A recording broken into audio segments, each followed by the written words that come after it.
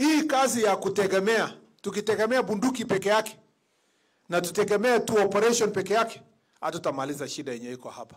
Ni lazima community, sisi kama ma chiefs na ma assistant chiefs, tuongoze katika kutafuta kuishi vizuri kati ya watu wetu.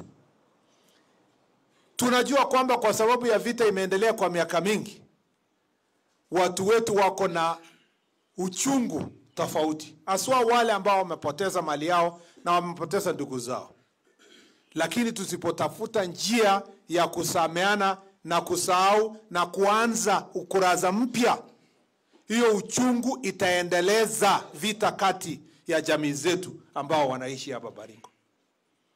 Tunajua kwamba hii operesheni ya kumaliza uhalifu imesaidia kwa njia kubwa sana.